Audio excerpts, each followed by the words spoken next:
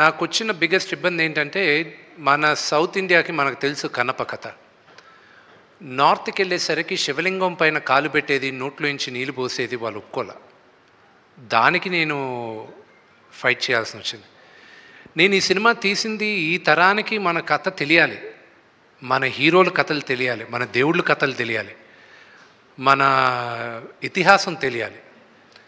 ఇదంతా ఏమైందంటే, లేదు ఇక్కడ గొడవలు అవుతాయి, ఇక్కడ ఎవరో ఒకరు కేసు వస్తుంది. నేను చెప్పా, ఇలా భయపడుతూ వెళ్ళామంటే మనం మన మన హిందూయిజం గురించి ఎక్కడ చెప్పుకుంటాం, మన మన ఇలాంటి కన్నప్ప లాంటి డివోటీస్ గురించి ఎలా చెప్పగలను? ఈ తరానికి చూపించాలనే కదా నేను ఈ సినిమా తీసింది. మీరు నాకు యాక్చువల్గా first it was lot of discussion. దాని తర్వాత దెన్ వాళ్ళు ఇచ్చిన కట్స్ పెద్దగా ఏం లేవు.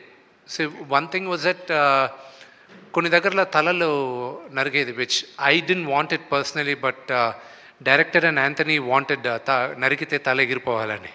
సో ఐ వాజ్ లైక్, నాకే కొంచెం ఇదిగా ఉండింది. సో ఐ సెడ్ లేదు అన్న. So those were the two things. And blood ఎక్కడో దగ్గర ఎక్కువ కనిపించిందని.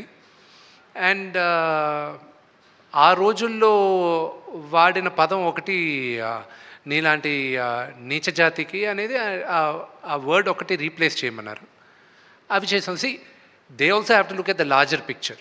సో ఈ మైనర్ చిన్నవి we felt it was okay.